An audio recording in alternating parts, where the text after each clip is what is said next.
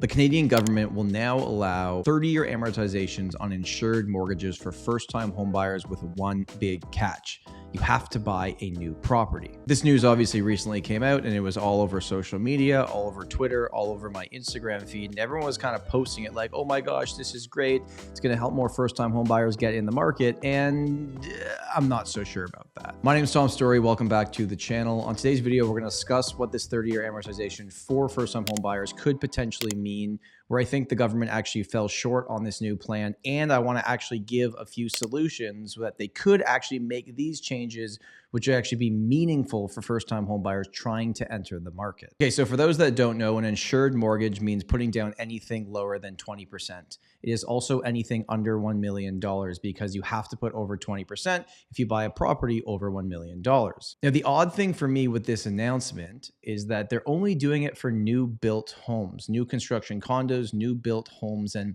at least here in the city of Toronto, it is very, very rare that you can even buy a pre-construction condo with anything less than 20% down. Almost every developer asks for 20% down. So that means for a lot of these potential first-time homebuyers that are buying new construction, which I don't know how many first-time homebuyers are buying something that's going to be ready in 3 to 5 years anyways, but it's going to have zero impact here in Toronto. I mean, there's potential that some of these developers that have standing inventory that they haven't sold that will be ready in 2 years or less than a year will now offer this for first-time homebuyers, but I really don't think it's going to have a massive impact on helping people enter the market. But then I got a few other people's perspective on this, and a lot of people kind of aligned with how I thought about this. It's like, hey, this is a great headline, not sure if it actually helps that many people.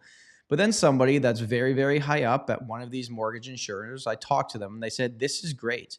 You know, Toronto is a market that doesn't have that many insured mortgages anyways because of the price of the real estate. But in places like Alberta, you can buy a lot of pre-construction with less than 20% down. So this will actually make a difference for some people in those markets. And yes, some pre-construction is 5 to 7 years out. But in other markets, if they're not building a 60-story tower like they do here in Toronto, you know, it could mean that you buy it and you can get in within 3 years. There was one other announcement that I believe is going to be helpful for first-time homebuyers if you're first-time homebuyers with large savings in your RRSP.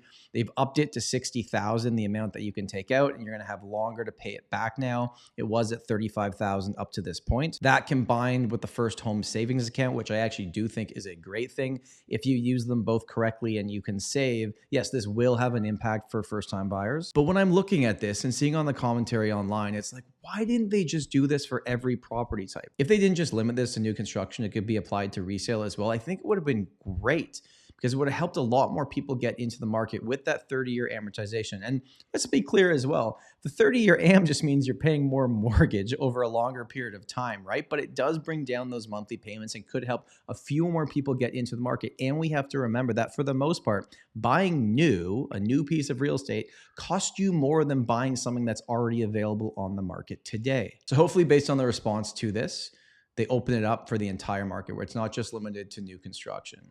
But if you want to help first-time home buyers, don't limit it just to new construction, and really in all markets across Canada, give them some type of meaningful change on what their land transfer tax is going to be. In other news, it looks like the Canadian government is taking mortgage fraud more seriously, and with a lot of the big lenders are going to have CRA linkage to confirm the amounts based on the paperwork that is sent in. We just had Ron Butler on our podcast channel about 2 weeks ago. We talked in depth about this, and he was talking about this. He'd been talking about this for a long time. This is good. This is a step forward. And if you look at this on just, you know, an overall level, all the changes the government is making now, knowing that 2025 is going to be an election year, whether it's this government or that government, whether you like them or hate them, it's all good. Like, I get all sides of this, right? They're trying to tell young people who they want to vote for them that they are doing something for them. I don't think these changes are actually going to help people get into the market, but they do make pretty good headlines. Thank you so much for watching this video. My name is Tom Storey, and remember, home is where your story begins.